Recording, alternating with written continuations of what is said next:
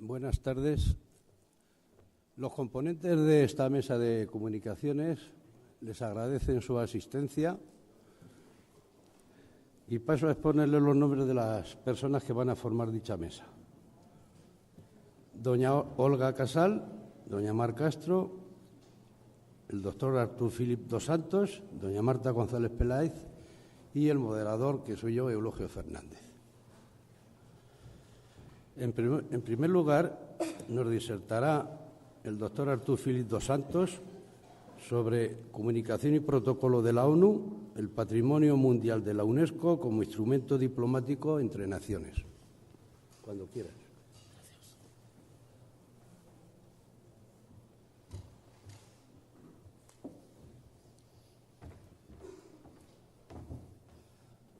Hola, buenas tardes a todos. Quería desde más agradecer a Dolores, a la directora de este congreso, la invitación que me ha dado.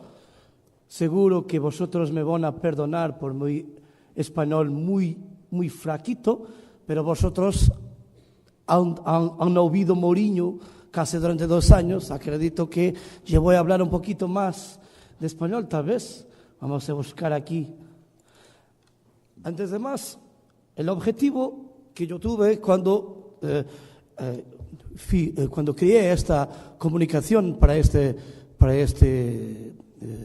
congreso ha sido sobre todo con el objetivo de dar a conocer a las personas que las Naciones Unidas tienen su protocolo y que antes de las Naciones Unidas habían otras organizaciones internacionales que sirvieran de inspiración a las Naciones Unidas, como por ejemplo la Sociedad de las Naciones o ainda más en el tiempo la Liga Hanseática de las Ciudades Económicas, sobre todo de Italia y del norte de Europa. El objetivo ha sido también de demostrar que el patrimonio cultural, el patrimonio que nos conecta a todos, sea él edificado, sea inmaterial, es también una excelente herramienta de comunicación diplomática entre naciones. Por ejemplo, tenemos el caso paradigmático de Galicia y norte de Portugal. Nosotros, los dos, la Eurorregión Galicia y norte de Portugal, tiene muchas cosas en común, la cultura, la lengua y mucho del patrimonio edificado y también inmaterial conecta las dos regiones haciendo casi un país, ya que los galegos se sienten bien en casa en el norte de Portugal y nosotros nos sentimos hermanos cuando venimos a Galicia. Entonces, las palabras llave que yo creé para esta comunicación, sobre todo, es obviamente protocolo, porque es el objetivo de este congreso, pero también a las Naciones Unidas, la UNESCO y el patrimonio cultural conectado con la diplomacia. Nosotros sabemos todos, porque hoy estamos hablando del Congreso de Viena, que en el Congreso de Viena se han creado un grupo de países que han creado una institución nominal llamada la Santa Alianza, que juntaba entonces el imperio ruso, el imperio austríaco, la Prusia y después más tarde la Francia y Inglaterra. Ellos han creado casi una organización de influencia internacional que serviría más tarde de inspiración para la Sociedad de las Naciones, que se ha sido creada en 1919 y, como todos saben, se ha extinguido en plena Segunda Guerra Mundial en 1942. Era esa Sociedad de las Naciones que la ONU va a buscar la inspiración y todo el trabajo que ha hecho, sobre todo lo que dice respecto a la diplomacia entre las naciones.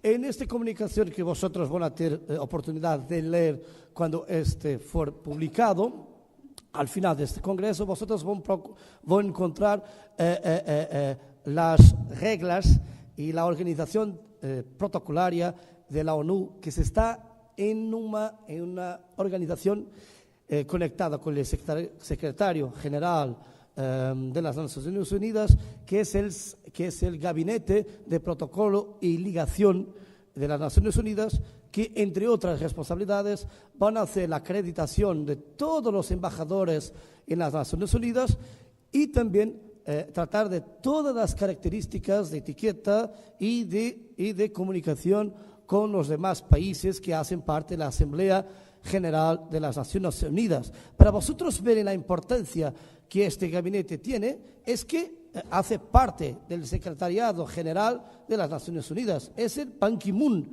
el responsable máximo por ese gabinete de protocolo y ligación.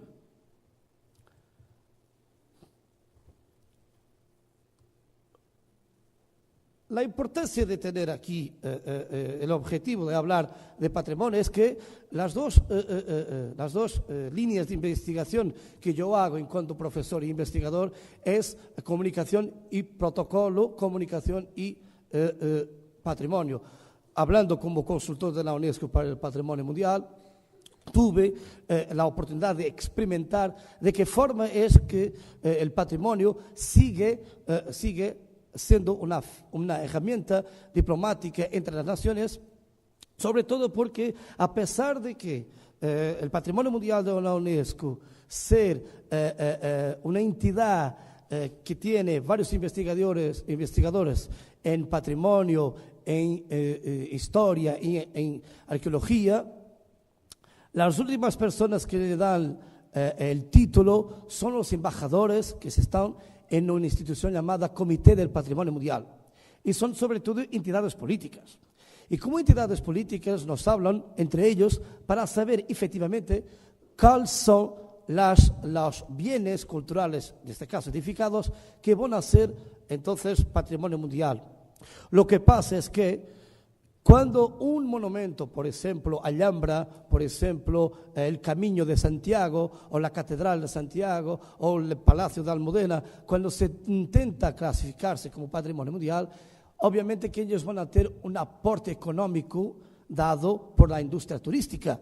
Entonces es importante que haya aquí un juego en el concierto de las naciones, un juego también casi concurrencial. Entonces es necesario que los embajadores en el Comité del Patrimonio Mundial, que es la institución que ministra en última análisis el título de Patrimonio Mundial a un bien que se candidata, entonces tiene que haber una conversa. Es por eso que en la comunicación que vosotros van a tener la oportunidad de leer, yo presento un ejemplo claro de cómo, por ejemplo, con la fortificación, con la ciudad amurallada de Elbas, ha sido salva esa candidatura a través de una estrategia diplomática por el embajador Seixas da Costa en la UNESCO, que ha conseguido a través del diálogo con sus congéneres el título de patrimonio a Elbas, algo que estaba siendo muy difícil obtener en esa asamblea que se trataba de la candidatura del título de patrimonio mundial a Elbas. Eso es importante porque si nosotros vamos a ver que el título de patrimonio mundial va a poner una ciudad en el mapa turístico, es importante porque vas a cambiar económicamente y mismo, incluso sociológicamente, el espacio en que ese patrimonio está edificado. Entonces, es importante que los autores políticos que tienen acento en cuanto a embajadores en la UNESCO tengan la capacidad de convencer sus congéneres a efectivamente mostrar y clasificar ese mismo patrimonio. ¿Y por qué que ese patrimonio y esa herramienta diplomática es importante? Es importante ¿por qué? Porque es un testimonio de nuestra historia, es un testimonio que nos conecta a los pueblos antiguos y a las generaciones que vienen. Y como tal, yo pienso que hablar de comunicación y protocolo es muy importante en el patrimonio. ¿Por qué? Porque cuando nosotros vamos a una ciudad que tiene en su casco histórico un bien clasificado, muchas veces nosotros no pensamos que hay también, ejemplos de protocolo. Cuando vosotros van a una ciudad y ¿cómo saben que esto es patrimonio de la humanidad? Porque tiene este símbolo en la entrada del casco histórico, si fue patrimonio mundial, o de una iglesia. Al ver este logo, vosotros saben que están visitando un espacio clasificado como patrimonio mundial. Y otra cosa que es muy importante, cuando vosotros miren una bandera del comité, que se llama este logo, es la bandera del Comité del Patrimonio Mundial, hasteado junto al ayuntamiento de la ciudad, vosotros tenéis que cuidar muchísimo de vuestro patrimonio, porque es señal que hay un fiscal, entre aspas, entre comillas, hay un fiscal, hay un técnico del patrimonio mundial viendo si el bien se está siendo restaurado, se está siendo cuidado. ¿Por qué? Porque de la misma manera que la UNESCO otorga el título de patrimonio mundial, también lo quita. Es como tal, la UNESCO van a prevenir a las personas que se están a ser estudiados, como hasteando la bandera del patrimonio mundial en ayuntamiento. Y como tal, es importante pensar que las conclusiones de esta comunicación dice sobre todo respecto a tres cosas que son importantes, que es la importancia de las Naciones Unidas en cuanto a organización internacional que mantiene el contacto y el diálogo entre las naciones, habiendo conflictos o no, porque a pesar de sabermos que las Naciones Unidas en su historia no ha conseguido evitar conflictos graves, mismo así continúa siendo un garante de ese contacto con las naciones en el concierto. Y de pensar que las Naciones Unidas no se esgota también apenas en un diálogo político. Él busca, sobre todo, también preservar el testimonio universal de nuestra historia, de nuestra vida, sea ella en términos culturales, sea también en términos naturales. Es por eso que Patrimonio Mundial y Naciones Unidas buscan, siguiendo una imagen cada vez más positiva en términos de comunicación.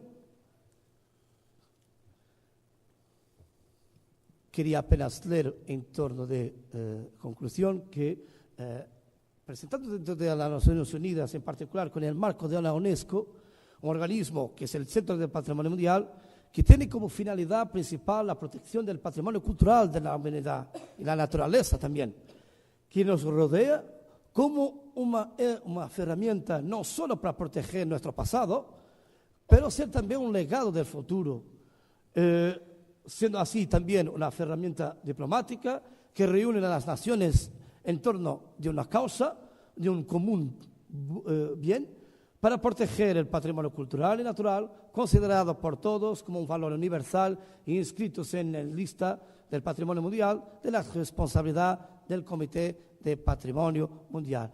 Me gustaría que vosotros, cuando leen esta comunicación, intentasen con cuidado al índice bibliográfico para que vosotros, nunca se sabe, puedan también buscar un poquito más de investigar estas cuestiones que dicen respecto más a la comunicación y al patrimonio que propiamente al protocolo, pero pensar que, mismo así, cuando hablamos de patrimonio, también podemos refletir un poco de las cuestiones de protocolo que hay que tener en cuenta cuando nosotros hablamos de estas cosas.